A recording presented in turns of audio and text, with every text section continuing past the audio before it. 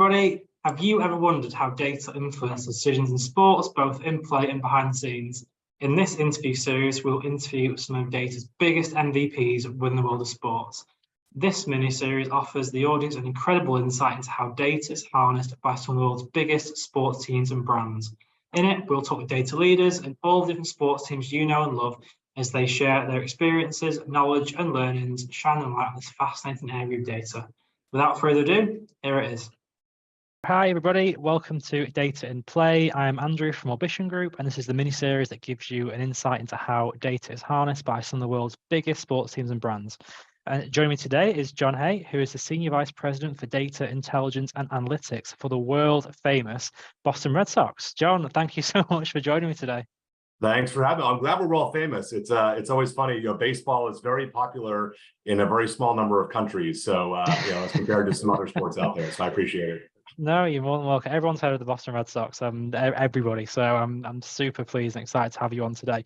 And just to give the audience at home a little bit of context, so we'll be looking at still a focus on data analytics in the context really of the kind of the commercial side of the sport and kind of how you guys do things and how you really harness data to be able to do what you do, right? So if we just get straight into it, John, so let's set the scene. So what does the SVP for data analytics do for Boston Red Sox in a bit of a whirlwind nutshell?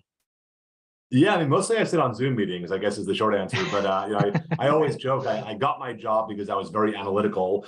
I was the guy building predictive models and working with data and doing R and SQL and Python on those things. And now I have a bunch of really smart people on my team who do those things. And mostly I manage up, manage down, manage laterally, and things like that. But I think the real answer to your question is, I think the fun thing about being in sort of the world of data analytics now is you sort of touch everything. So at the Red Sox in particular, and I can speak about Family Sports Group as well, which is kind of our parent company, but at the Red Sox, we sort of have our baseball arm is somewhat independent. So we have sort of a whole baseball ops, or we have baseball analytics people, like that's all sort of one sort of structure, but kind of the rest of the business, which is, sales, marketing, ticketing, operations, finance, HR, all those things, our foundation, which is our charitable arm, that's kind of all under our purview. We don't have a sort of analytics person on those teams. We have a centralized team that kind of supports those. So for me, that means I get to get involved in a little bit of everything. I work on our dynamic ticket pricing at Fenway. I work on, new ventures that we're pursuing. We just built a 5,000 seat music hall in the back of Fenway Park last year that we opened, the MGM Music Hall. I get to work on special events like the Fenway Bowl. We have a college football bowl. We do concerts and partnerships with Live Nation.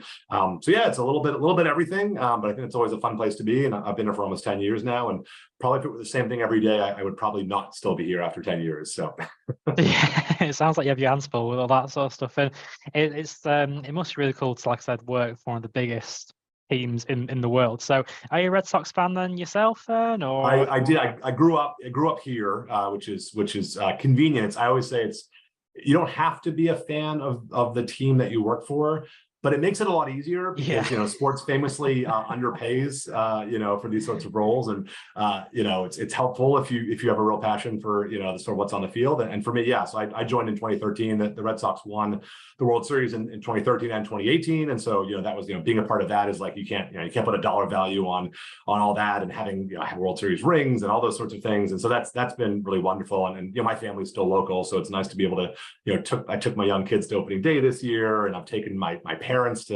playoff games and stuff. So it's nice to be able to share that with the people in your life. Yeah, it must give you an extra little bit of satisfaction as well, I guess, when sort of the work that you do behind the scenes is going to help the team that you love and support as well in a lot of ways. Yeah, it's I always say I was on a panel yesterday and people said, what's your dream job? And I said, well, 20 years ago it was probably playing right field for the Red Sox. And 10 years ago, I realized I couldn't do that. So it's probably being the general manager of the Red Sox. And I realized I couldn't do that. So it's like, now my dream job is this, is I still get to help out. I'm helping the engine that kind of gets us the money for the payroll to drive the on-field product. And I think that's, like you said, being a part of that. And I think it's one of the cool things about working in sports is, you really do get this feeling of sort of, we're all working towards the same goal. It doesn't matter if you're on the mound or working in accounts receivable, you're still sort of trying to help, kind of the engine move forward. And so there's a real immense set of satisfaction and partnership when these things do work out and you get to, hop on a chartered plane with your entire front office to fly to Los Angeles for the World Series because, you're all doing this kind of together. So I really enjoy that. I love my coworkers. I really do. I always say we have a no asshole policy, if I'm allowed to say things like that on this podcast. It's just a wonderful group of people and a lot of folks, like I said, I've been there for 9 years, but many other people have been there for 15, 20, 25, 30, 35, 40 years, because it's that sort of place that, when you get there and you're trying to build something, people don't want to leave. Yeah, it really does sound like a big kind of family institution in a lot of ways. And I know that's a big thing for you guys, especially over in the States compared to elsewhere in Europe and stuff like that. But it sounds great. It sounds like you have a bit of a dream job there, which sounds amazing. And some of the stuff that you do there, and we touched upon it kind of a little bit before, and it's kind of my next question to you, really. So in terms of sort of the commercial side of it, the revenue side of it, so why, in your opinion, is it important for sports clubs to diversify the different streams of revenue? Yeah, I mean, I think look no further than the global pandemic, right? We were in a situation a couple of years ago, we meaning Fenway Sports Group, so our parent organization owns, the Red Sox in Fenway Park, and we also own Liverpool Football Club, in the UK. We own the Pittsburgh Penguins in the NHL over here. We own Nesson, which is our local RSM. We own 80% of that. So that's a lot of great different businesses. They all really rely on live sports, and specifically live sports with fans. And so we sort of went in a situation where suddenly all of our different revenue streams were pretty much halted. And that was pretty scary. And I think what you're seeing, especially in the US, I can't speak as much for overseas, but you're really seeing a move towards these sort of like almost ballpark villages. So, they've done a really good job down in Atlanta here with the new park there. Chicago's done it around Wrigley, but really a sense of like, a real estate development project where, the ballpark or the arena is this sort of anchor tenant in the middle, but, you've got hotels, you've got retail, you've got restaurants, you've got bowling alleys, movie theaters, concert halls, all these sorts of things. And so I think we're starting to really, we own a lot of the real estate around Fenway Park. And I think we're starting to think about that as well. So, and by the way, like, the teams are bad sometimes. So, if the team goes out there and doesn't perform, people don't want to come. It's nice to say, well, maybe you don't want to see a Red Sox game, but guess what? We've got, James Taylor playing tomorrow night at our brand new music hall, which is on the back of Fenway Park. Guess what? If you're coming out of town, we've got the hotel, we've got the restaurant, all those sorts of things. So I think that's where we've been kind of thinking about that vision of how do you protect against some of that stuff. And I think still being in that sort of like entertainment space, because I do think that's our core sort of function, but finding ways that you connect with people that, again, might not be even sports fans. There's nothing wrong with not being a sports fan, but we want to make sure that we have a product that we can deliver to anyone. So at Fenway Park every year, we do a lot of baseball, but we do, 12 to 14, live concerts. We do college football most years. We do ice hockey most years. We just had the Bruins and Penguins play the Winter Classic this year. We do like a top golf event usually. So one of those things where you literally set up bays and people hit golf balls onto the field, onto targets and stuff. We do Spartan races. So people running around and climbing ropes up the Green Monster and all sorts of, it's like you got this incredible jewel in the center of the city. How do you, when ownership bought the team, 20 years ago now, it's like, hey, we have 81 games a year. Well, what are you doing the other 284 days or whatever the math works out to? And so now we have a really thriving events team as well that books, we do local graduations now. So Northeastern College has their graduation here in a couple of weeks. We do weddings, all those sorts of things. It's like, hey, you've got this asset. How do you find ways to? And so it goes back to diversification, right? So to like, how do we make sure that we are, having different revenue streams and ways that we can connect with people that are not relying on 25 people playing baseball well, which, can ebb and flow, based on injuries and luck and things like that. So. Yeah, I think it's really the important point you make there in terms of being able to diversify because, I mean, you're the expert at this obviously, but over the last kind of 25, 30 years or so, I imagine a lot of teams will just rely on sort of ticket sales and merchandise sales of kind of the jerseys or the shirts with their favorite players in the back or, all that sort of stuff they can buy in the club shops, right? So, I mean, over the last kind of 25, 30 years, how have sports teams kind of evolved from that to kind of move away from just the tickets and the merchandise over to do different things? Is it more about what you say in terms of, really utilizing the extra time that you've got and the resource that you've got to try and find different things to be able to entice and attract people to Fenway, or what do you think? Yeah, it's interesting. Baseball, among sports in the world is probably one of the most reliant on physical people being in the physical stadium, right? We have 81 home games a year, and we have a 38,000 seat stadium. So in a good year, we sell 3 million tickets. That's more than the local football, basketball, and hockey teams combined, right? It's just a nature of it. It's just a math problem, basically.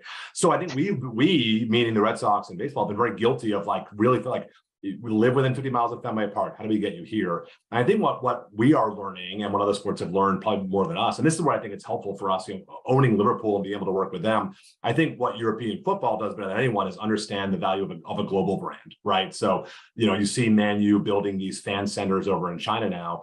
Most of those people will never actually go to Old Trafford, right? Like they're, but they still are going to be fans. They're going to buy merchandise, to your point. And by the way, when we're putting together sponsorship decks, you think about Standard Chartered for us as a kit sponsorship. Well, that's a really, that's Hong Kong, that's Singapore, that's Asia. Like that's where that's a big, and so be able to sort of market your global audience to those sorts of partners is really big. So we have sponsorship deals now where we have assets with with Liverpool, with the Red Sox, with the Penguins. We own RFK Racing and NASCAR. Being able to sort of cross-pollinate those and say we have this global brand that we can kind of sell. So I think to answer your question, I think where we've started to really do more with our customer data is saying it's not just whether you come to Fenway Park or not. That's great. Please come. We'd love to see you. Come on in.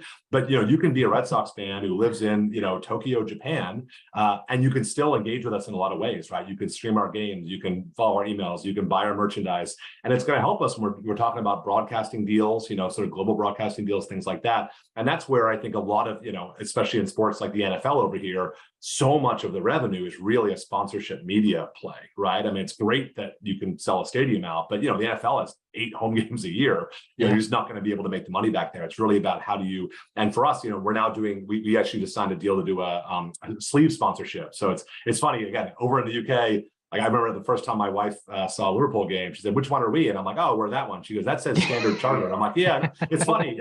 That's how they all are. It's normal over there, and over here, it's blasphemy that you would put any sort of branding under the kits or the jerseys." So we signed a deal with MassMutual, great partnership for $175 million over 10 years to put a MassMutual logo and with a bunch of other assets as well. And a lot of that pitch was, here's how, it's not just people in Fenway Park. Here's how your brand's going to activate across our entire global, sort of fan base. And so I think that's where I think the ability to kind of take that customer data that's not just about butts and seats and convert it into, media, corporate partnership, things like that. That's something we've really, I think, evolved in the last 5 to 10 years.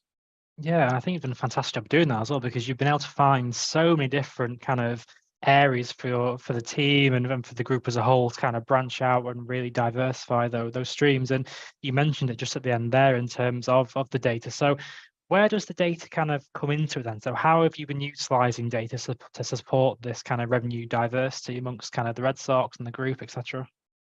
Yeah, so I think the biggest thing for us is, we were in a situation not that long ago where we had an immense amount of, especially customer data, but we didn't really have a great data warehouse structure, didn't really have an ETL process, didn't have an MDM system. We really weren't deduping. There were no golden records. We didn't have a great interaction with our CRM system. So I think we've spent a lot of time over the last sort of 5 to 6 years. We moved to the cloud, so we have a partnership with Google, as MLB does. So we're GCP, we're BigQuery for all of our customer data. We utilize Salesforce for our CRM system, and there's a pipeline there. So the long story short is, when I joined the Red Sox, John Haig, was in our data environment 116 times, and now I'm in there once, right, with one actual system, which includes all the ways I interact with our different brands and sort of, team avidity scores, recency, frequency, monetary, all those sorts of things. So I think that has really helped us understand who our fans are. And the way that really manifests itself is, we used to have this sort of what we call a shotgun approach, right? Send an email to 1 million people with the same message and just sort of see what happens, blast it out there and sort of hope for the best. Now, I think what we're trying to do is get really hyper-targeted to say, hey, look, we're going to sell, Andrew, like we're going to send him a message personally with a customer journey because we think that he, is a fan of XYZ. And by the way, it may be that you're a fan of one of our, corporate partners, right? So we, Wasabi, hot cold storage is a big partner of ours. Maybe you don't even care about sports, but we think that you might be, you're a CTO at a company that may be thinking about this sort of stuff. Can we sort of activate you in a way that sort of supports our partners as well and kind of helps that story? So I think the big thing for us was really kind of getting our data. Sports is interesting in that the example I always give when I lecture at colleges and stuff is, I show a slide which has, I call it my ketchup slide. So it's like, if you're Heinz ketchup, you don't really know who likes Heinz ketchup, right? Like if someone like buys Heinz ketchup online, right? Maybe like an Instacart or like an online shopping, you might know who they are. Maybe they follow you on social media if they really love ketchup. But for the most part, you just don't really know who your fans are, right? Whereas like that's not a problem in sports. We know who our fans are. That's not the issue. The issue is how do you take these millions of people that are raising their hand and saying, I'm a Red Sox fan, I wear the hat, I'll do anything for you guys. How do you make sure that you're sort of delivering the right message to them? Because I think in 2023, I always have to look at the calendar and remind myself what year it is. People don't mind being marketed to. People don't mind personalization, but it has to be personalized, right? Like they don't mind that you're in their face about, but it has to be something that resonates with them. And so if someone's sending you a push notification about, a seniors offer and you're, in your 20s, you're like, what the heck is this? Like, you don't know him at all. And so I think that we've been trying to really use that customer environment to sort of get to this point of having real conversations with our fans. And AI is a part of that. We're starting to use some customer sort of AI around the sales and marketing process. Can you sort of qualify leads and have that conversation with AI and then kind of hand it off to your actual reps, based on the data that you sort of have. So I think that's been really cool to see. And I think that the reaction from fans has been mostly positive. I think people get it, right? It's like you go to a Bed Bath & Beyond right now and you're going to be chased by shower curtain ads for the next year of your life. It's the way the world works. If you don't like it, stay off the internet. So it's really about how do you make sure that's a message that kind of resonates with people.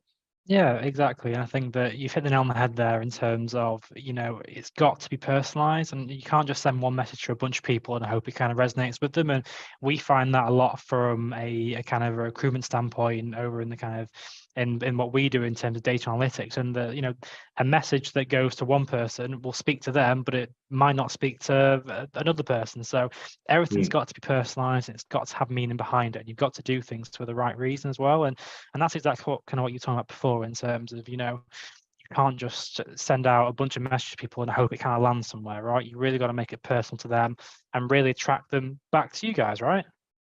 Yeah, no, absolutely. And I think you made that last point, which is great. It's not just it's not one-offs, right? It's a journey. It's all about the customer journey. And we talk a lot about, we have a Kid Nation program that provides free tickets to kids under 14 with a paying adult. We have a Student Nines program where high school and college students can buy $9 tickets. We have these like ballpark passes that are more focused on early 20s people that, you buy a pass for the whole month of April and you can go whenever you want, but it's standing room. And the theory there is you're building this customer journey, right? You're finding young people, you're getting them in the ballpark. You're then bringing them in as cheap tickets when they don't have a lot of income. You're creating a flexible product. And then the theory is when you're my age and you've got kids, you're bringing them to Fenway Park and you're kind of creating that new generation of fans. So I do think it's about personalization, absolutely. But I think the last point you made is really salient, which is it needs to be a conversation and it needs to be sort of both ways. So when people respond and say, hey, this doesn't resonate with me, or this is not the right product for me, like making sure you're taking that into your environment and sort of updating based on that. So yeah, I think it's a work in progress and we certainly have work to do there, but I think it's exciting to like have the tools in place and kind of have our data in a place where we can actually do this stuff, build customer segmentations and profiles and things like that. And now it's a matter of like, you kind of built the car.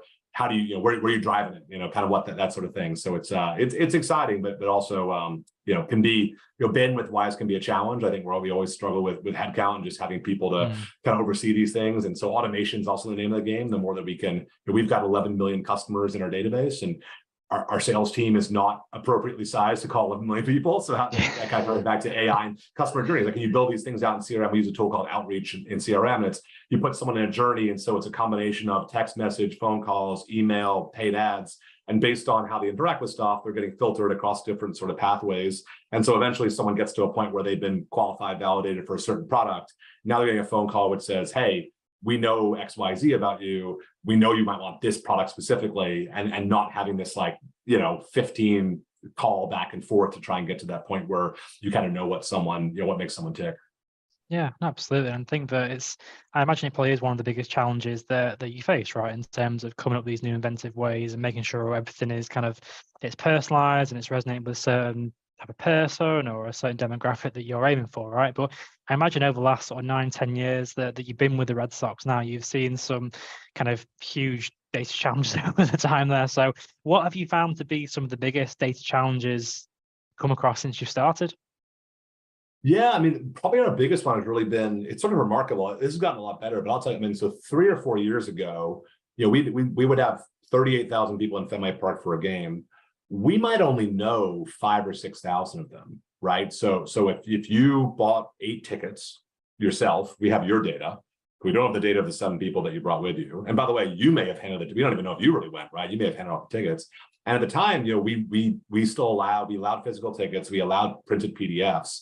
So things were changing hands. There was we didn't have that closed ecosystem, right? We weren't tracking rotating barcodes and things like that. And so, we'd go to a game and people would say, hey, what's the demographic breakdown? We'd say, we can tell you ticket buyers, but that's a pretty small sort of subset. People say, how many kids are in the ballpark? And it's like, I don't know, like we can survey, surveys are better than nothing, but they're not great. We went through COVID, ended up going full digital, mostly as a public health measure, right? So not having people handing stuff back and forth. So that's helped a lot. We're closer to 50% now. You can still walk up with 4 tickets on your phone and scan all 4 kind of thing. So that's helped a lot. But I think our biggest challenge really has still been, we have 11 million people in our database. I mean, there's probably 40 million people that have been in Fenway Park. It's really like, how do we find other ways to sort of surface people? And that's where I think, this concept you and I chatted earlier about, this sort of entertainment village sort of concept, right? So you're seeing this in a lot of sports in the US, especially in larger markets. For us, having Fenway Park as sort of the anchor tenant, but we own a lot of real estate around Fenway. We have a music hall. We operate the House of Blues to 2,500 and 5,000 seats respectively. If we build a bunch of hotels and restaurants and bowling alleys and movie theaters and all sorts of things, do you start creating an ecosystem where someone's showing up? And by the way, there's actually incentive to kind of raise your hand, because if you go have dinner down the street before the game and you're a ticket holder, you get 10% off or something like that, right? So you're sort of creating a bit of this kind of closed loop where there's a single source of truth, there's a single app, and I think that's where we've made a lot of strides, but I think there's still a big challenge there, just to sort of really understand who our fans are, and again, really in the interest of just sort of serving them. We're not trying to like dig people out of the ground and catch them doing something. We're just trying to say, hey, look, if you're a big Red Sox fan, I don't know who you are, that's wrong. Like, we should be able to. I had a conversation a couple of weeks ago with someone who was just saying, he's like, he's like, I'm from Buffalo. I'm a huge Buffalo Bills fan in the NFL. He's like, but I haven't lived there for 20 years. He's like, but every year I pick a city that the Bills are playing and I take my dad and we fly there. So we've been to New Orleans, we've been to Dallas, we do all this stuff, and we go to a game every year. And he's like, I don't think the Bills know who I am. I never see that. Like, well, he's like, I should be getting something every year that says, hey, Brian, we know that you go to a game every year. We know the team's in, whatever, Tampa Bay for the first time in years. Like, let's help you get down there with a destinations package. And he's like, they don't seem to know who I am. And that's not to knock on Buffalo, because they do a fantastic job. I know a lot of the team there. It's a challenge for all of us, right? Is how do we really, and in that situation, that's not even Buffalo's data, right? Like, the Dallas Cowboys would have to tell the Buffalo Bills that this person's kind of coming in. So I think that's where the leagues get involved as well. So for us, Major League Baseball, the NFL, NBA, like that's where I think the leagues who can actually kind of see, between the leagues and the Ticketmaster, TDC sort of the world, right? That's where you kind of create that like full ecosystem of a fan avidity, right? Someone who may not live anywhere near Boston, but maybe a Red Sox fan. So I think that's definitely an opportunity for us, but something that we really, really still need to kind of unearth. Yeah, I think there's plenty there to kind of go, isn't it? It's going to be really interesting to see how it all sort of plays out over the next few years. And I, for one, will be keeping my eye on it, see how you guys do, but I'm sure it'll be a massive success. And it's interesting to me because of how important kind of the usage of data and the usage of analytics is so important to kind of the area in which you focus on, which you specialize in. But in terms of the future then, John, so what do you kind of envisage for the future as far as the usage of data and analytics and how that matures, I guess? So yeah, how do you envisage the future to be like? Yeah, I mean, I always say there are things that professional sports teams do well, and there are a lot of things where we're very behind the times. I mean, it's great that we are. I mean, 10 years ago, we weren't even doing variable or dynamic pricing. Every the same ticket costs the same price for every game. I mean, airlines figured that out 45 years ago, and we were still at a point where we're like, yep, it doesn't matter if it's a Saturday in July against the Yankees or Wednesday in April against the Pirates, like same price. So there are things that I think we're still playing catch up on, and so I think it's a great opportunity for us. Like we learn a lot from other sort of teams and leagues. But we also learned, I mentioned airlines, like JetBlue is a great partner of ours. They're the naming partner on our spring training facility. There's a lot that we can learn from pricing algorithms, optimization of sort of routes, right?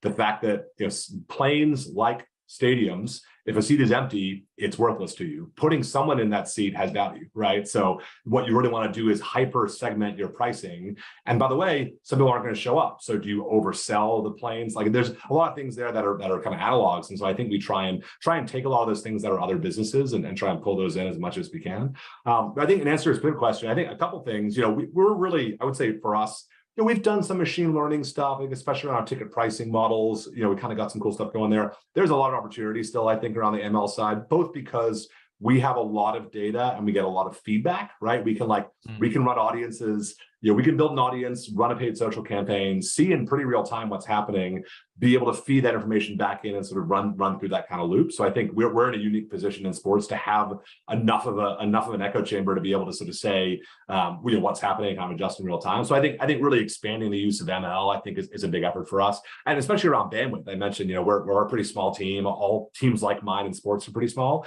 If you're trying to sell 3 million tickets and you have 11 million fans in your database, you really need to think about ways you can automate and streamline and things like that. So I think that's a big part. And I think, look, we're all trying to figure out AI right now. I'm excited that we're doing some work now around sales and service. So we're kind of dipping our toe in the waters. I think that's going to be really interesting to see where it goes, because I do think, even stuff like creative material, right? So we have a big team that's cranking out fantastic creative all the time for different campaigns and emails and things like that.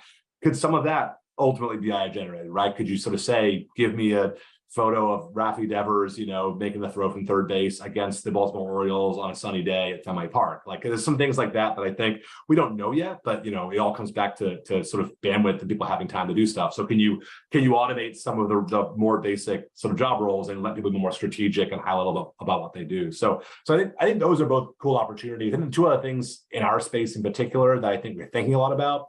One is sports gambling. Again, very funny probably to you being in the UK, where I went to a match at Anfield a couple months ago, and you can bet in the stadium before the game, and bet the sports bet. I mean, 5 years ago, maybe 7 years ago, if you wanted to bet on sports, there were 3 places in the country you could do it. You had to go there physically, you had to fly to Vegas, go to a sports book, bet with someone to get a stub, and if you won, you had to go back to Vegas and cash that thing in. And now you're seeing state by state, but Massachusetts just approved sports betting a couple months ago with restrictions, things like that. So now we're sort of seeing this massive new universe of people that maybe didn't engage with us before. What do we do with that? Both with sports betting as a revenue stream, but also about sports betting as an avenue to find new customers. Baseball has an opportunity where it's, the season is 6 months long, 7 months with the postseason. From pretty much July to September, it's the only major sport, sorry, apologies to the MLS, but of the 4 major sports in the US that's playing, right? Because basketball and hockey then and football hasn't started. It's also a series of discrete events, right? It's someone throws a pitch, something happens. 15 seconds later, someone throws a pitch and something happens. So you can, it sort of lends itself to a game and it's always on. There's games on every single night. There's literally outside the All-Star break, never a part during the season. So there's opportunity there for us to really kind of tap into that. So I think thinking a lot about what we do there is a big effort. And one thing I'd mentioned is, so we are, as I mentioned earlier, we're a Fenway Sports Group, right? So the Red Sox are part of that, as is Liverpool, and the Penguins, as is RFK, and we're hoping to expand that in the future. Part of our vision there is centralizing and streamlining some of our data analytics efforts, right? So does it make sense for each of those teams to have their own, tech stack, their own data structure, or do you start to see some synergies and opportunities for economies of scale? And I think as you're seeing more of these sort of, hedge fund, people buying multiple teams and having these cross-property sort of assets, are there more ways that we can sort of leverage data as almost a conglomerate of teams and opportunities than as a series of discrete sort of departments that are kind of handling these things? So I think that's super exciting, and I work closely with my counterparts at those teams, and we often think about ways that we can, if the Red Sox have done a fantastic customer segmentation, could we hand that to the Penguins and say, look, dump your customer data into this exact same model, and save yourself a month of work that we just did? So I think those things are really exciting as well. Yeah, I think you touched upon it there in terms of working as part of a bigger group, and one of the perks of doing that, I guess, is to be able to bounce different ideas off each other and kind of work together in those ways to be able to help each other out, right? So I think that's a huge perk of working as part of the group that you're in. So, but I mean, the stuff that we talked about today, John, has been absolutely fascinating. So I'm so thankful that you've been able to do this. So, but my very last question before we finish off today. So what is the biggest takeaway that you would like the audience to take with them today after this episode? Yeah, probably the biggest takeaway, I say this to a lot of people because I always find it funny, I grew up as a fan of sports. I'm a big sports fan, I went to a million games. I just sort of never thought about the fact that these are businesses too, that there's a whole team of people, that there are finance departments and sales departments, and there's an HR department and all these sorts of things.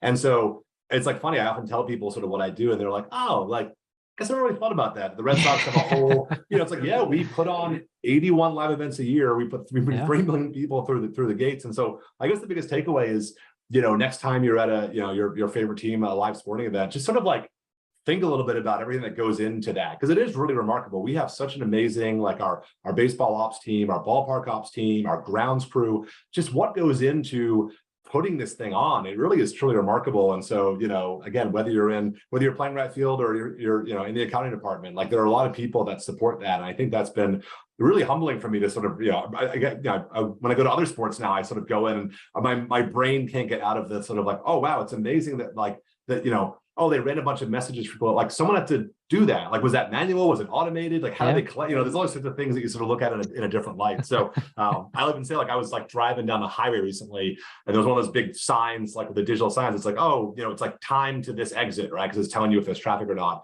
And I'm like, I wonder how that's populated. Like, is that automated? Is there like a Tableau report behind that? Is like someone sitting at a computer? Like, I'm so fat. Like, so I guess it's like it's the thing of like, there's a lot of obvious ways that data affects your life, but there's so many ways that it's not obvious how data affects your life. And I would encourage people just to think, as you go through your day-to-day, think about the ways that behind the scenes these things are kind of happening. And I think that's always a great way to approach your own life as well. And you might find some things that you can kind of pull into your own orbit and use in your day-to-day as well.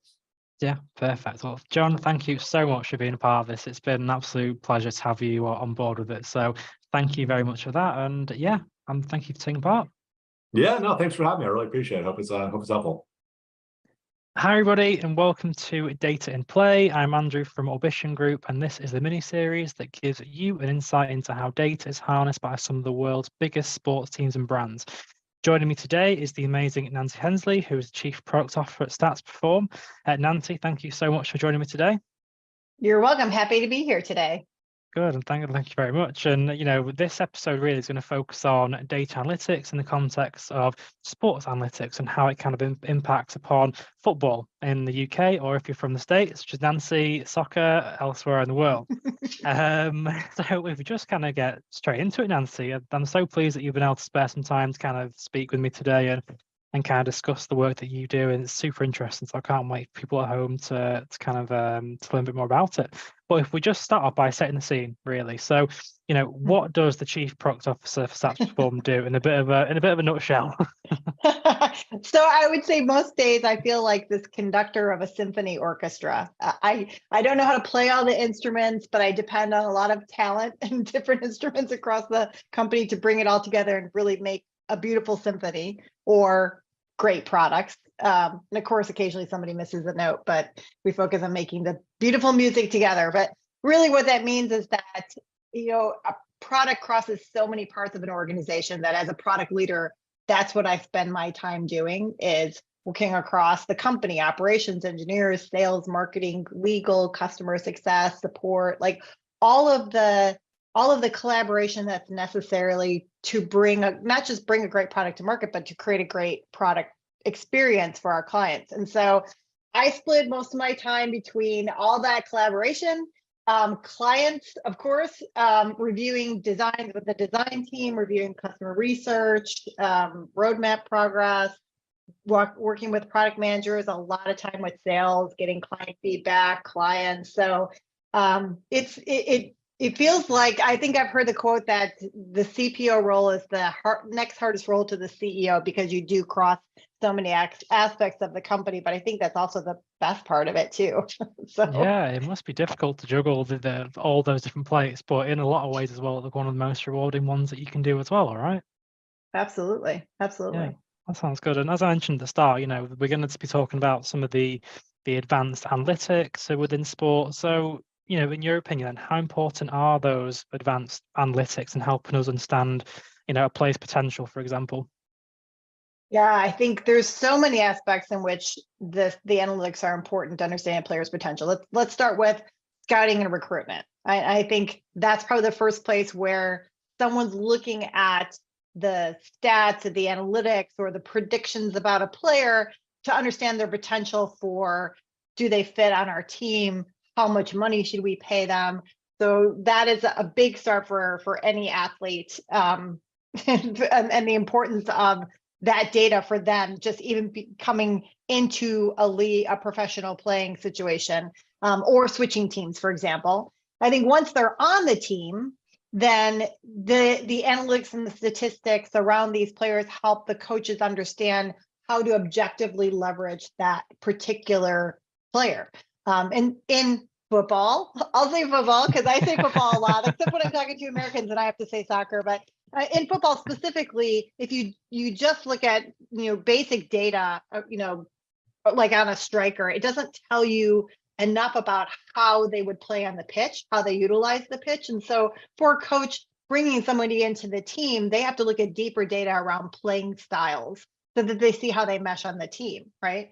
So that's really, really important. There's all sorts of data and wearables and things that basically give out biomechanical factors that help us better understand not just injury risk assessment, but also if someone's injured, what is the risk of re-injury or a sustaining injury, things like that. I think the data is incredibly important for that. There's comparative analysis. This is probably more based on the fan, like it's this person, the next Messi or future Serena Williams, or we love to do that sort of thing. So that kind of stats and data is really important from a fan engagement standpoint, to help create that bond and create that comparison to the legends and the people of the sport that we love. And then I think using it for predictive modeling to get deeper views of what's happening, not just helps us understand from a strategic standpoint, but also helps us tell a better story. So for example, we're working on a combination of deeper event data, live tracking data, computer vision, and AI to produce things like predictions around line breaking passes, right? And that really helps us understand how much opportunity does this particular player create with line breaking passes. And it's a good comparison, but also helps us understand a deeper view around the analytics of that particular player. So there's just so many different ways that it's important. It's important to the fans, it's important to the coaches, it's important from a draft selection, it's important from injury, like it's critical all the way around.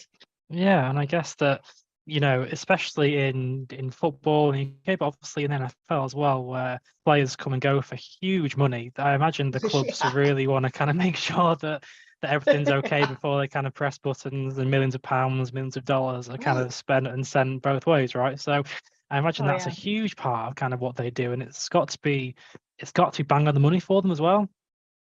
Absolutely. I mean, can you imagine being a part of the team that's making the draft selection recommendations to a GM? You're spending millions and millions of dollars, right?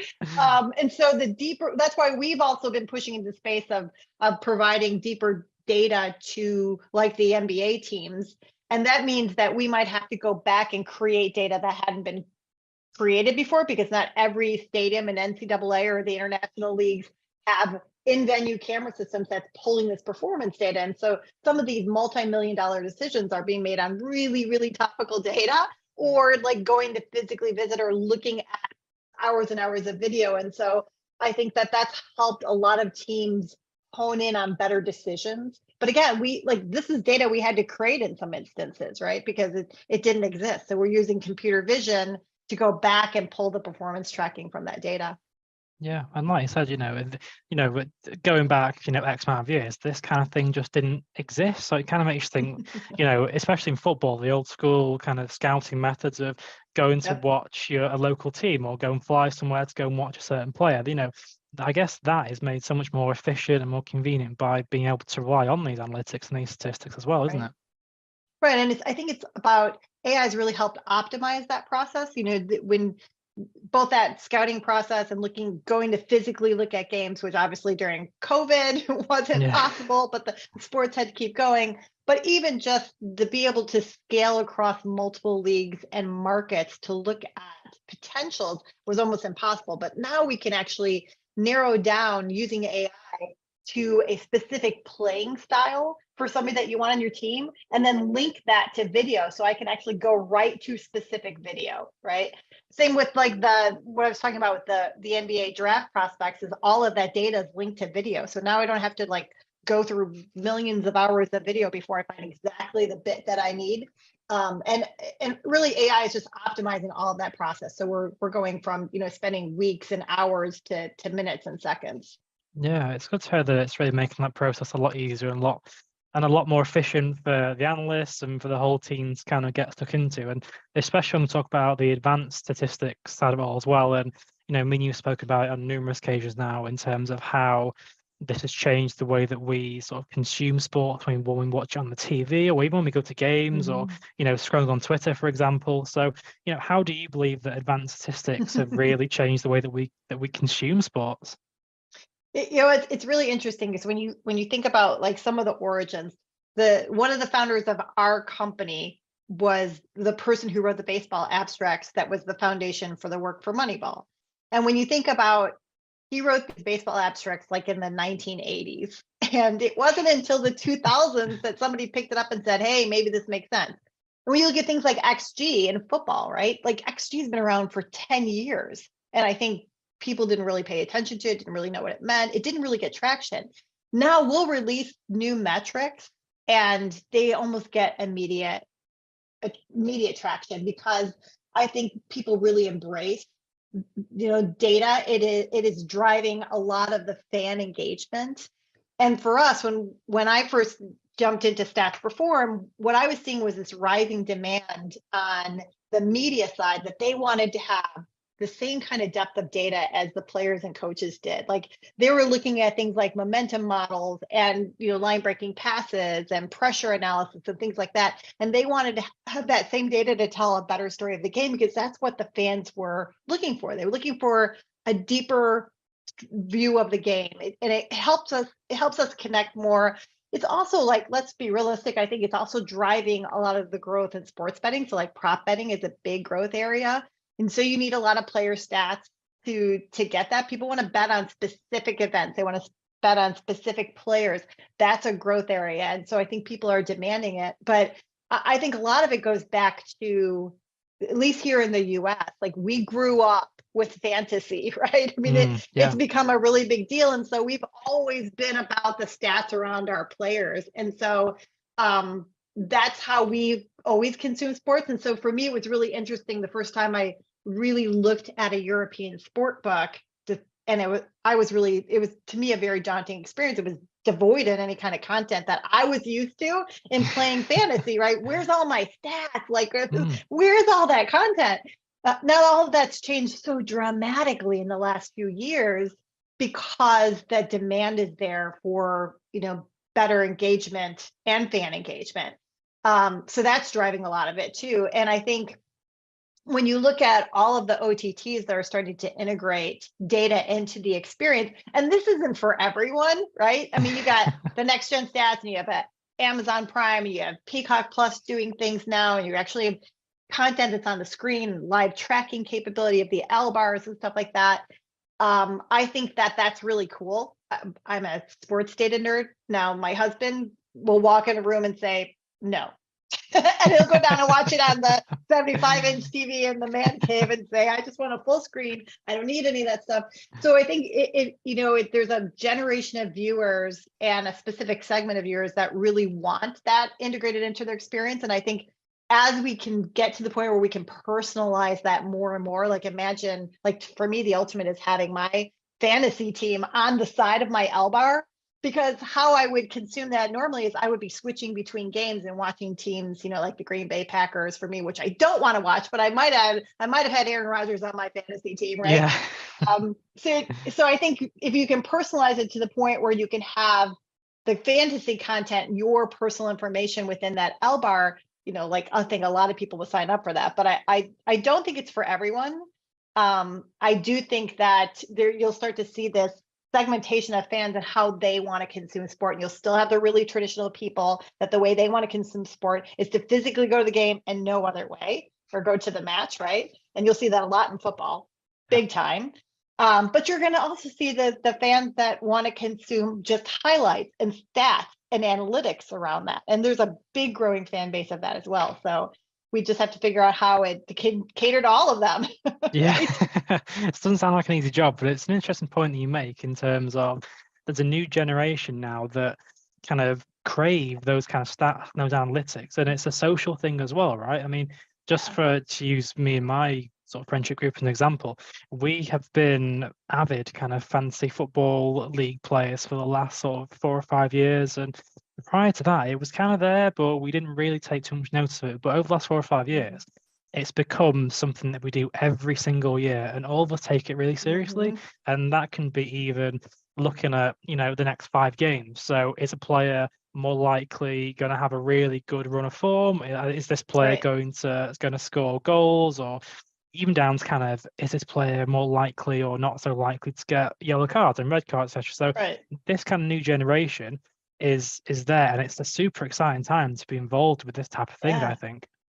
Yeah, absolutely. I think it helps connect us on a different level, and it helps us connect even more with specific athletes or players on a different level. And so and it's really interesting to see how much has changed just in the last few years. And some of that is you've got big tech that's pushing into the right space, right? And they're going to cause that disruption to happen no matter what. You've got Apple and Google and Amazon. If we would have said 5 years ago that these guys would be rights holders, everybody probably would have been laughing at that thought. And so here we are today, and the world has changed, right? You had sports books that had zero content that now are hiring executives that are pushing the whole agenda around content. So I think everybody understands that kind of data and content and analysis is important to a growing fan base. Yeah, and I think that, like you rightly mentioned, a few years ago it was quite a niche, wasn't it? Really, it's kind of being involved with this sort of thing. But now it's really mainstream. It's something that kind of most people who like sports are either involved with, or they have a decent knowledge of what it's about or what it's like.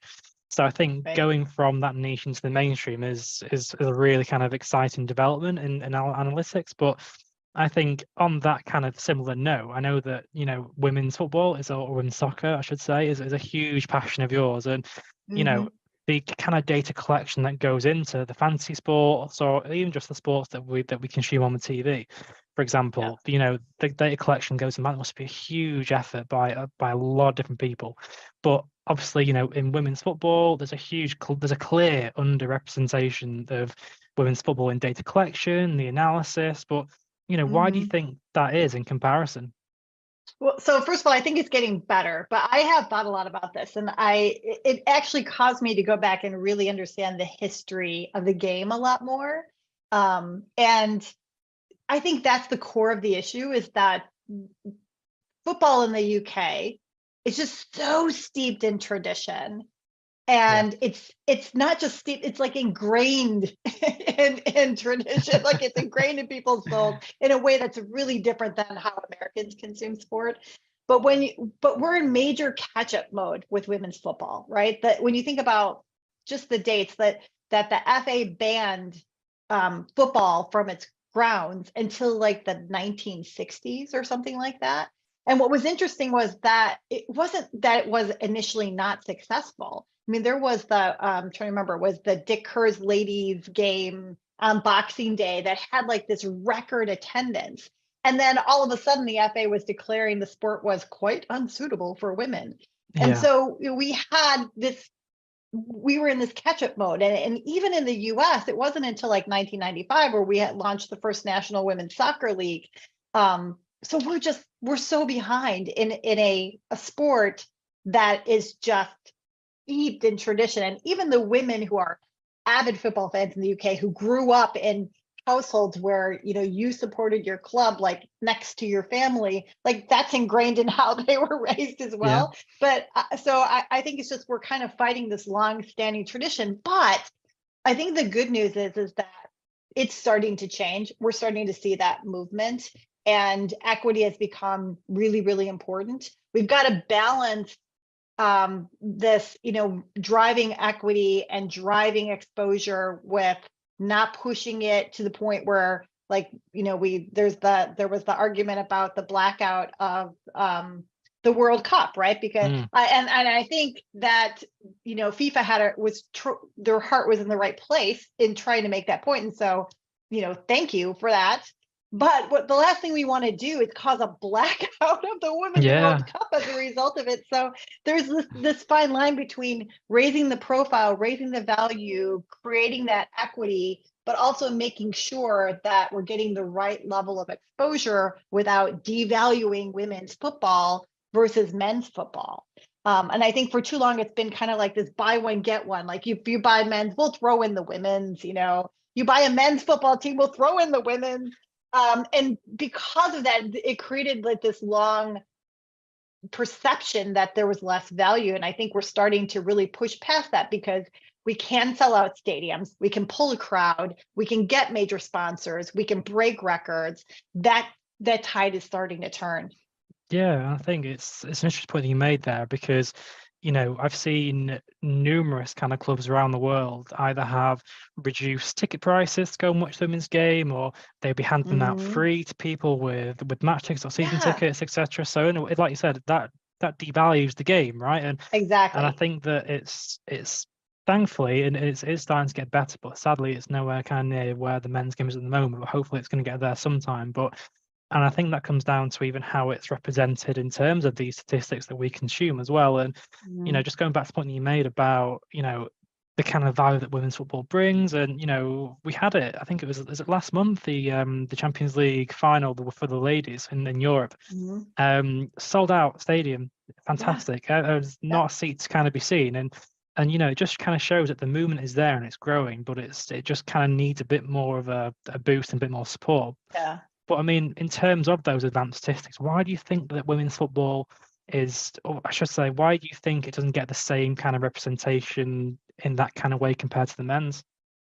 I think it's just a matter of us keep, you know, pushing on the equity. One thing I've been pushing my team on is as we look to gear up for the Women's World Cup is that we're covering it with the same equity and focus that we did the Men's World Cup. Right? Yeah. No difference. Like we've got to make sure if we're using our latest bleeding edge capabilities from Optivision for the men's, we're darn well going to use it for the women's. If we're doing specific types of comparisons with data, we got to do the same thing with the women's. Like we need to make sure we are leading in that, and that in terms of the data collection, everything. So I think getting that equity in the stats analytics is going to be really, really important because that's what's going to help promote and increase the visibility of the sport itself. Like when you think about match day shows, right, in the media coverage, that's what they're talking about. They're using a lot of stats and analytics. And so if broadcasters don't have that content readily available, and you know that's one of the things that we work on, we want to make sure that we're providing as much of that content as possible for women's as men's. That's what they need, right? It's also going to drive the betting markets as well. And, you know, whether people like it or not, in terms of that being a big proponent of growth for women's sport is, I mean, it is what it is, right? I mean, that is a big part of growth and funding and sponsorship on the men's sport. And so I think that we've got to be realistic to understand that we have to make sure that the same kind of player props and stat markets and things that are happening for the men's market are happening for the women's, because that does raise the growth and visibility. I think it also helps us connect more with the players themselves. And so one of the reasons why I think in the US, women's football is probably it's way more popular than the men's, right? I will tell you that if you ask most Americans, they can rattle off the US women's team players' names, like Megan Rapaport, for example, but they'll struggle on the MLS men's side. They will struggle with the MLS men's side. And I think it's because these women took a stand around equity. We got to know them. They stood for something. They became heroes to our daughters, right? They became global icons in a way, right? And so just getting to know them, you know, not just for what they stand for, but also like how good they are, right? And also that content and that data gives these women credibility. Like I remember seeing a stat, and I think it was something on the US side where like 30% of men don't watch women's sports because they don't think the level of athleticism is the same.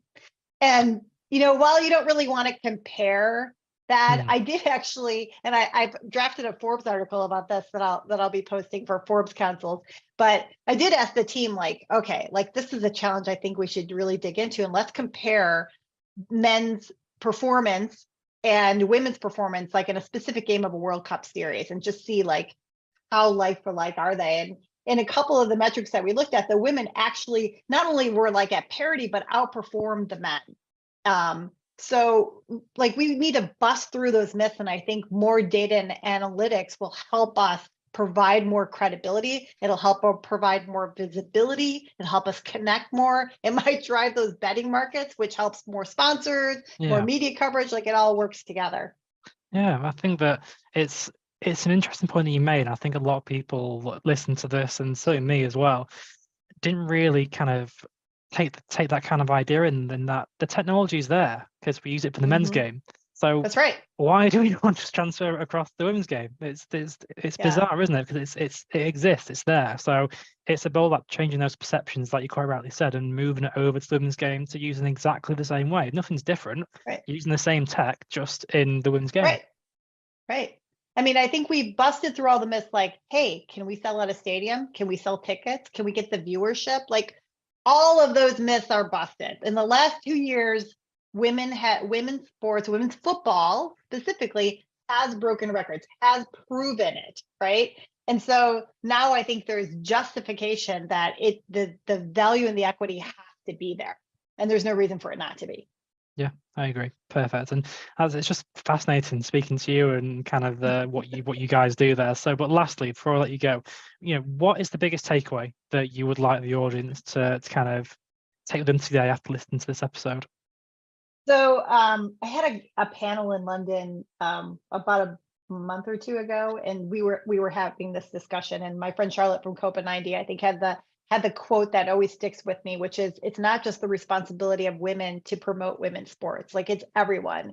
We have some catching up to do. And I think if everyone acknowledges that women's sports does have traction, it's not this question mark of, is it a real opportunity? And when I say opportunity, like, we have to look at this from a business standpoint, because it's how we look at men's sports. Like, does it offer the same opportunity and growth and fan engagement? The answer to that is absolutely yes. It is not an add-on. The equity has to be there, but it's for all of us to take responsibility to make sure we're calling that out and asking the questions and pushing for equal coverage.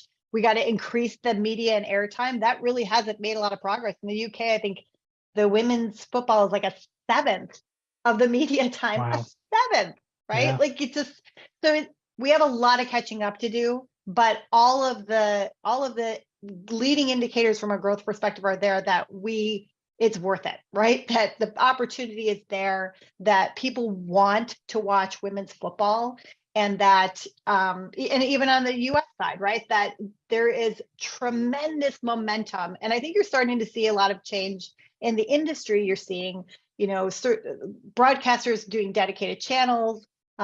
There's a great story here in the States of a sports bar that was opened on the East Coast called the Sports Bra that only features women's sports, and that place is packed every single day. Yeah. So this is what people want, right? And I think that it's undeniable. Like, even when you look at viewership, here in the States, the National Women's Soccer League viewership was up like 400%. The men's was up 15% in MLS, right? So, it's not even a question anymore. Yeah, we just got to get on it. Yeah, absolutely. And like you said, the demand for it is there. We just need to push it and keep going with it, and hopefully get a bit more of a level kind of playing field, excuse the plum. But listen, Nancy, thank you so much for joining me today. It's been an absolute pleasure to have you on. Oh, thank you for listening. This is great. Thank you for having me. Thanks, Nancy. So hello everybody, welcome to Data in Play. I'm Andrew from Ambition Group, and this is the mini-series that gives you an insight into how data is harnessed by some of the world's biggest sports teams and brands. And joining me today is Alexander Booth, who is Assistant Director of Research and Development for the Texas Rangers over in the United States. Alexander, thank you so much for joining me today. Yes, it's my pleasure. Thank you for bringing me on. You're more than welcome. This, just for everybody at home and listen to this episode is going to really focus on data analytics in the context of kind of gaining advantages in sport on the field. So that's kind of where we're going to go with this particular conversation. But firstly, Alexander, like I said, over to you first, because, you know, let's set the scene. So what does the Assistant Director of Research and Development do for the Texas Rangers? Yes, definitely. So good morning, good evening, wherever you're watching this from. Yeah, my name is Alexander Booth. I'm the Assistant Director of Research and Development for the Texas Rangers. I've been with the team for 6 years now. This is my 6th season with the team. We measure time in seasons as opposed to years when we work in sports. So I've been to the Rangers through a lot of transition in terms of how we compete with data and analytics. When I first joined the team back in 2018, I was one of the first people hired on their analytics team. And that was kind of this nascent team. And we were still trying to figure out how we could get a competitive advantage with kind of these numbers and analytics. So I've kind of led the team through all of our data architecture changes, going and migrating to the cloud, building out our machine learning models. And then as our team has grown from, when I joined, it was a team of maybe 3 or 4 people, and now it's a team of over 20. How can we kind of implement these really good kind of DevOps, MLOps, and CI/CD kind of best practices in data and analytics to kind of get everyone's opinions, everyone's analytics, everyone's recommendations down to the field in a effective way as possible? Communication is going to be a big key in kind of our talk today, I expect too. Yeah, absolutely. And also you're a Rangers fan, aren't you, as well, which must be a nice thing as well. Yeah, absolutely. So I grew up in the Dallas-Fort Worth area. So where I'm from, the Rangers, we're actually headquartered in Texas. That's kind of where we play. That's our home stadium. And yeah, I grew up here and I was a Rangers fan growing up. So I remember going to games with my dad and kind of watching kind of the baseball games and having posters of all the famous players on my wall. And then being able to be and being able to play with, or being able to be a part of that team and being able to kind of live that childhood dream was definitely it's amazing. I still get chills walking into the stadium every single day. But yeah, I did not.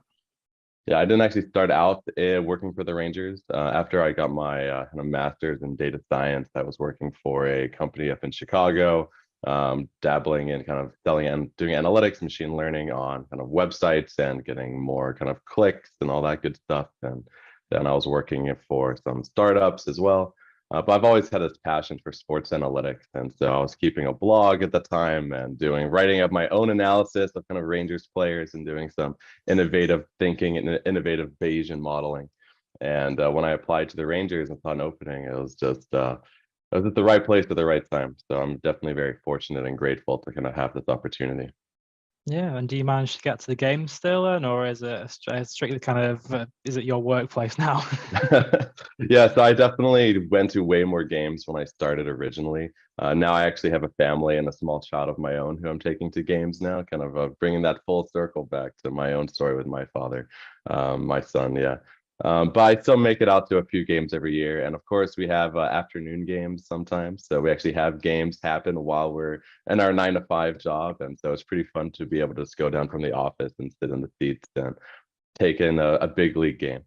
Yeah, absolutely. It sounds fantastic. And like I said, it must be such an honor and a privilege to be not only kind of a fan of who you are, but also to work there as well. It must just be a dream every day to kind of go into work and to work for your favorite team and to play such a crucial role as well in kind of their success kind of on and after field, I guess. And then we'll talk about kind of how and the different ways you do that a bit later on. But like I said at the start, you know, we're going to really look at the kind of how you guys will harness that data to be able to gain advantages and that type of thing over other teams, right? So how would you kind of describe your approach to using data to gain that competitive advantage in baseball?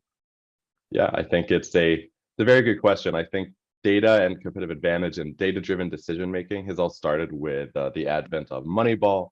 So Moneyball was this pretty impactful book and movie kind of in the early 2000s, where the Oakland Athletics, typically a small market team. So unlike some sports, there's no salary cap in baseball.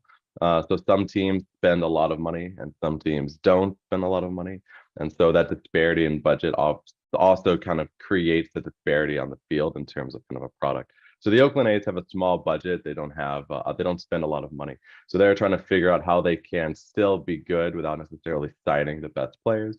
So this whole Moneyball idea was that they found a metric, a KPI that was definitely correlated to runs. They figured out that on-base percentage was a better way to evaluate players.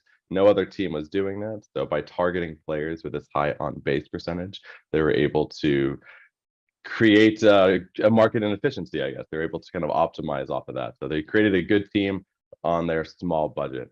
And that kind of approach has led to kind of the innovations today, except now all of the teams are working with the same data and all the teams are trying to come up with that small edge. So for us at the Texas Rangers, our approach to using data to get a competitive advantage really is circled around two things: processes and communication. So we want to be able to optimize a lot of our processes to be able to be more efficient. We want as much analytics, as much models to be kind of created as possible.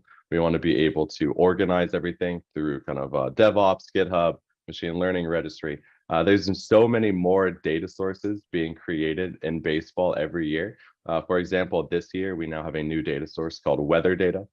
We are getting the wind speed, humidity, temperature, pressure every 5 seconds during a game, which is a lot of data that we're starting to deal with now.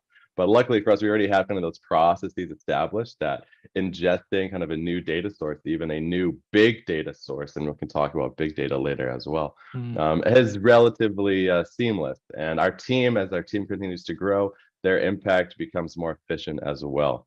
And our second one there was communication. So we think that even if all the teams in baseball are kind of making models off of the same like underlying data set, there's still a competitive advantage in being able to get those insights from the data from the analysts in the office to actually being implemented on the field, whether that's on the field at our major league team or kind of on the backfields of our minor league teams and working on player development, increasing kind of the optimization of how our amateur, high school and college draft players are doing in the minor league. So we think that communication is a big part. Again, a lot of these athletes and coaches, they didn't necessarily grow up in this data world, right? They're not actually getting their degrees in machine learning or anything. So being able to communicate to them how they can, with these numbers and why these numbers and recommendations are important, is a huge part of our job as well. And I think that we at the Texas Rangers do a very good job in that data communication to our stakeholders, or in our case, the athletes and coaches. And I think that some other clubs don't necessarily have that. And again, that's a competitive advantage. If we can find the numbers, we say, hey, I need you to drop your arm, I need you to change your grip a little bit, and being able to get that change to be enacted, right? I think it's something really interesting in analytics in general. So I also worked in analytics in industry before the Texas Rangers. It's a pretty common thing. Like you can come up with a recommendation, hey, buy this stock, sell this, do this change on the website. Here's how you can get more clicks. But there's always some bureaucracy with it. There's always some kind of red tape that you necessarily need to get through to be able to implement that, whether it's communication to stakeholders, whether it's communication to a different team, right? You have to get some collaboration to get that analytics decision to be actually implemented. So that's something that we take we identify as a potential competitive advantage area at the Rangers. And so we go very all in on dashboards and interactivity and questions and answers. Like if an athlete asks a question, we pursue it. We're like, yes, please continue that curiosity. Like we want to help you and we want to kind of be there for you and be that resource and to make you better. Yeah, and it makes total sense about why you would look at so many different data points, I guess, to be able to identify that advantage, because you know those super fine margins can be the difference between winning games, winning championships, or losing, right? So it makes total sense to really zoom in on those and to find different ways and different advantages that you can get over your opponent, and that makes total sense. And the question that I wanted to ask you about those kind of data points, because there's so many, you mentioned quite a few there, is how do you sort of identify and prioritize the most important ones to the Rangers? Yeah, definitely. I think that's a really good point, and I think that for us at the Rangers, it depends on kind of where or how well our team is doing. If that kind of, we'll get into some details on that. So for the last couple of years, our team has not been performing very well. We were kind of near the bottom of the division in baseball. We weren't doing too well. So in that case, instead of focusing a lot of our data points and prioritizing data for the major league team, what we were doing was prioritizing the development of our younger players, working at our minor league system and working at our development lab and all of our other facilities. We want to make these young guys to be peak performance, to be able to get them to be as optimal as possible so they can impact and benefit the major league club. So then fast forward to this year, we actually are pretty good this year. We're actually in first place in the division now, maybe due to the data-driven decisions. We'll never know. Yeah. So in this case, our data points have changed in priority. We definitely need to now invest heavily in optimizing our major league team, understanding kind of the team we're playing that night, being able to optimize our decisions to get them out, to produce runs, etc. And the other one that we're doing now is what's called injury prevention using kind of biomechanics. So with the major league club, you're only as good as the players you're putting on the field. And unfortunately in baseball is a 6-month sport. It takes 162 games. It's a marathon. And being able to play as many of those games as possible is an advantage as well. So in baseball right now, we have some of the best pitchers, some of the best hitters in the game, and we want them to be able to play as much as they can. So being able to optimize how they move, being able to optimize how they throw a baseball 100 miles an hour, being able to optimize how they swing the bats and run, right? That can keep them on the field by preventing injuries. So we're actually looking now at a bunch of pose analytics data. So we can look exactly at how the skeleton is performing when a pitcher is throwing. And again, the reason there is to try and identify movements that may be ineffective or then may lead or signal to fatigue or potential injury. If you're about to throw out your elbow or pull a hamstring, we can actually see that there's a progression in kind of how your movement decays before that injury could occur. So we're trying to get ahead of that, identify that, maybe take a player out, give them some additional rest, because we want them to not necessarily have to go on a 2-week injured list or miss a month of the season, because that can really impact our playoff chances. Yeah, no, I agree. And I think that it sounds so cool in terms of how on the cutting edge of it all you guys are with, in terms of sort of looking at these analytics in such detail, right? And, you know, even if that comes down to, I don't know, a pitcher's kind of height of arm, or one of your hitters standing in a certain pose or a certain stance, whatever, and that can really make a difference, I guess. And, you know, I think certainly for me, I'm not sure about the people listening to this, but I never really thought about the kind of the sheer amount of kind of analytics and the work and the data that kind of goes on behind the scenes that you will be able to kind of feed back into the coaches and into the players. I'm sure we'll discuss that a little later on as well. But in terms of how much kind of work that goes on and kind of the level of detail as well that you guys really look at and really identify, and, you know, we touched upon there, you know, the kind of the different data points, and you touched upon the weather as well as was one of them. So what kind of methods would you have in place then to ensure that the data is valid and it's accurate? Because, you know, if it's not valid and accurate, then it's kind of problematic, right? Especially when you are feeding it back to coaches and feeding it back to players and the team in general. So yeah, how do you make sure it is valid and it's accurate? Yeah, absolutely.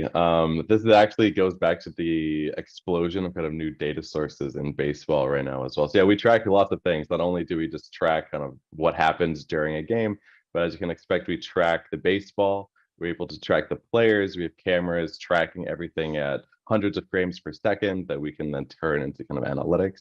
But one of the big kind of data sources and foundational data sources in modern baseball analytics is baseball tracking. So we track how the ball spins, and we also track how the ball moves in the air. And then we can also track exactly kind of where it goes on the field. So this technology was only limited to major league teams. It was pretty expensive to kind of create a radar system to track that. But in the last handful of years, this has become a more, there's been the cheaper versions of this that's been made available to all. So what this means is that we now have high schools, we now have colleges, we now have like little league games. We also have international data now. We have data coming from Venezuela, Colombia, the Dominican Republic, the Czech Republic, England, actually, Japan, Korea, Taiwan. There's a bunch of data coming in from the international scene as well. And so the thing that we've actually found is that these tracking systems from all of these disparate places, as well as these levels of competition from the amateur to the international side, they're not standardized. These systems aren't standardized. So it's sometimes hard to kind of get trustworthy measurements. You get You see sometimes like, oh, this pitch was thrown at 200 miles an hour, which is physically impossible, or this baseball was hit like 500 feet, which is, or like 1,000 feet, which is also is physically impossible. So we definitely have systems in place to kind of process that, and the way we do that is by looking for outliers.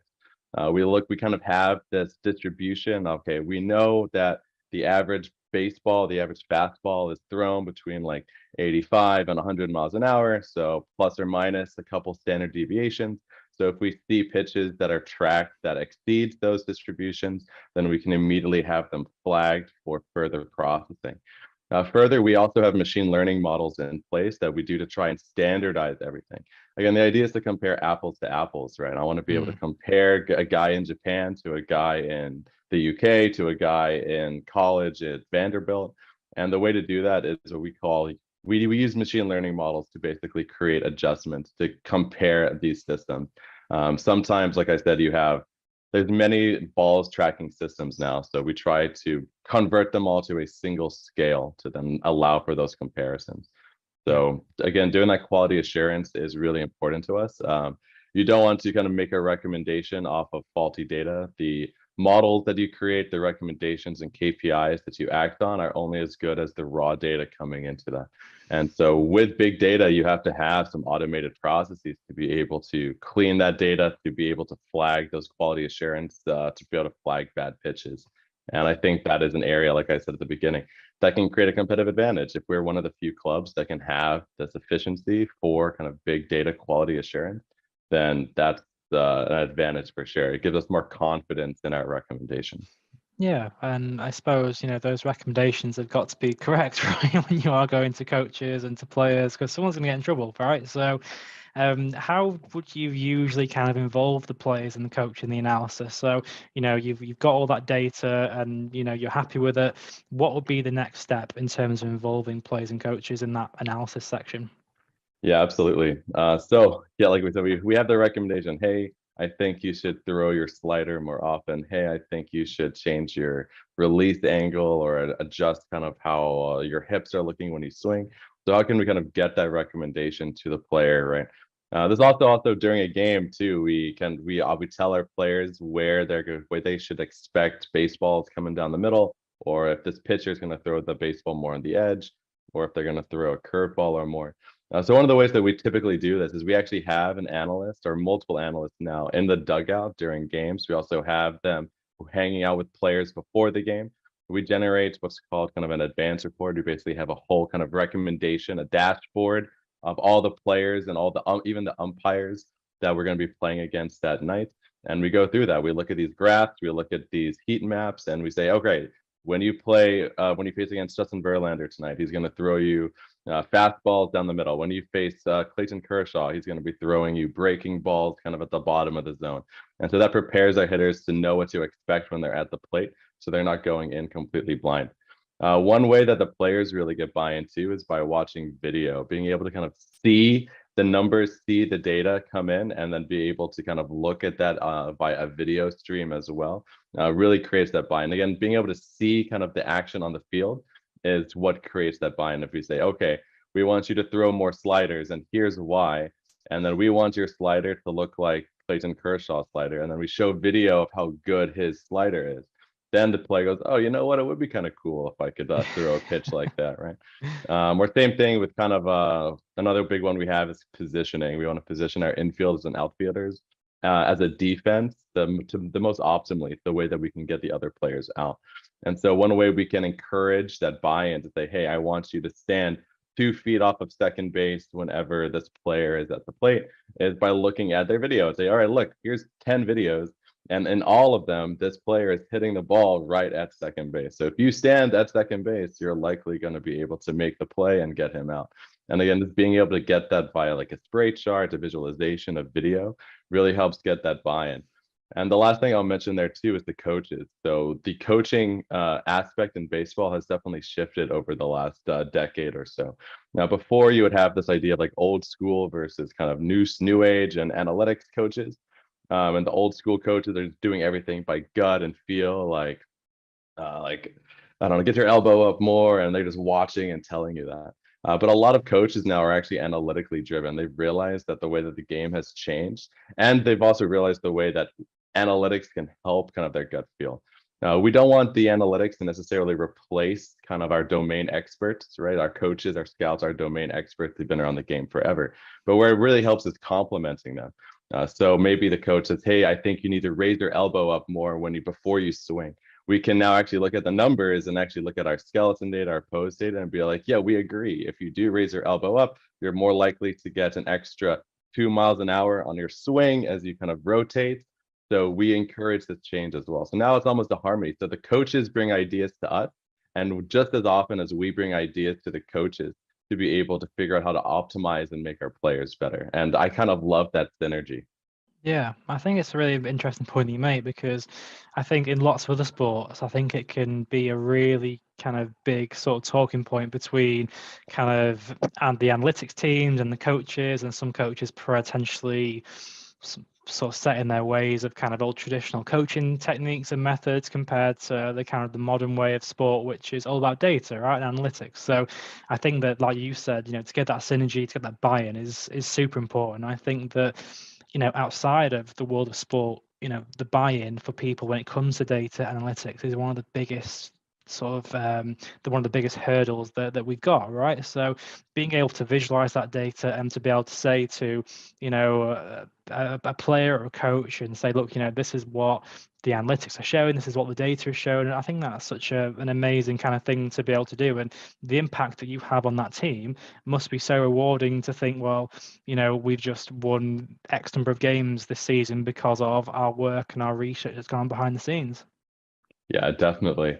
We think that it's super impactful to see that. I was doing some work with some on our player development side and being able to kind of make those recommendations and then see that these guys are now actually performing better is really, really fulfilling, I would say. Yeah, and yeah, absolutely. Of course, now that we're not necessarily good at baseball, but now the fact that we're winning we're top of the division right now is also really exciting. We haven't been in first place for the last like 3 or 4 years.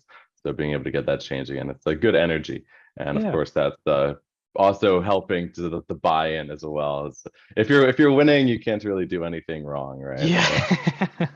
Well, it shows the work that you're doing is obviously having an impact, right? It's having an effect, which is great to see. And we've kind of touched upon it a little bit in the start of the episode, but why do you think that kind of utilization of data and insights in sport is so important? Yeah, definitely. I think that all sports are now starting to compete on analytics. That's kind of the term that we're using kind of in the industry. So the NBA, the NHL, the NFL, obviously soccer, football. There's lots of motorsport, right? Formula One has so many data feeds coming off of it now. I think kind of one of the big ideas is that not that if you're not kind of doing what everyone else is doing, then you're going to be left behind. But I think with analytics, there's been this proven history of how recommendations via data and quantitative numbers can provide a difference. And that difference you also have confidence in, right? Because it's coming from the numbers, it's coming from the models, it's coming from the KPIs. And like I said earlier, back in the day, you're necessarily focused only on your gut instinct or your feel, right? Your domain expertise. And so even that this transcends like obviously just baseball, but across like all industries as well. So having additional confidence in your decision is what is so powerful, right? So this goes back to this data-driven decision as opposed to necessarily a gut feel decision.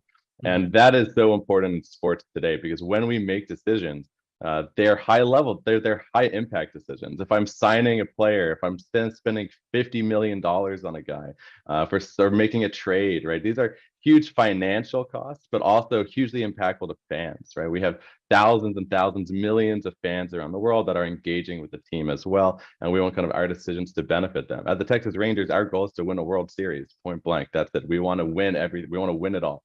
And so every decision that we make needs to further that goal, right, to progress there. And so being able to, like I said, having that confidence in the decisions that you make is what's impactful, and data provides that confidence. Yeah, and I think that we've touched upon so many fascinating topics throughout this kind of episode, and I'm so pleased and appreciative that you've been able to kind of join us. But the last question that I've got for you really is one that I'm going to ask every guest that appears on this mini series. But for you, what is the biggest takeaway that you'd like the audience to bring away from this episode today? Yeah, I would definitely say that try looking at the next sport that you watch through kind of a different lens. Maybe look at it through kind of this data-driven decision lens or analytic lens. In baseball, for example, it's every pitch is essentially a microcosm of this data-driven decision. So in baseball, it's easy to miss a pitch sometimes. They're throwing the ball, they hit the ball, or they just strike out, and the same thing over and over and over. But it's not. In baseball, every pitch is a decision. I want to throw what type of pitch, a fastball, a slider, a curveball. Where do I want to throw it? And the batter is saying, do I want to swing at this? How do I want to swing at it? Do I want to swing up? Do I want to swing flat? And then you have to decide, yes, I'm going to make a swing. Yes, I'm going to throw the curveball to the left-hand corner of the plate, right? And then it's in play. And then you have to figure, okay, I'm the second baseman. I'm going to make the play. Like, no, the shortstop's going to do it. And then we have to throw it in, right? And so every single aspect in sports is a decision. And being able to kind of see the data that's underpinning that. Again, everything in sports now is essentially tracked. Players, balls, you name it, they're tracking it. There's this whole world of big data in sports. And there's all of these people and very intelligent, smart people that I work with that are making these decisions behind the scenes to be able to kind of make and optimize that data use case. So I think, yeah, the biggest takeaway, I think that there's more data than you know out there that's being tracked in sports, and there's way more decisions being made in sports. And I think if you look through kind of that lens of like, wow, like why did he make that pass? Why did he make that shot on goal? Or like, why are they setting up in this formation? If you start having that curiosity, asking the questions around sport, then I think that kind of natural sense of it's like to me, it's like it's awesome. It's like a wonder. I'm like, this is crazy that there's so many things happening in kind of this game right now. It's not just a game anymore. It's like this game of numbers too, in a sense. But I definitely would say, yeah, take that away. I would think, yeah, just imagine the data happening behind the scenes and the data-driven decisions happening on the field, and everything is happening for some reason, right? That's been established before the game or match even started. Yeah. Brilliant. Well, Alexander, thank you so much for joining us. You've been fantastic, and I'm sure the audience at home will absolutely love listening to this back and kind of hearing a bit more about it from your side of things. And yeah, thank you so much for joining us. It's been absolutely my pleasure. Thanks for having me. No problem.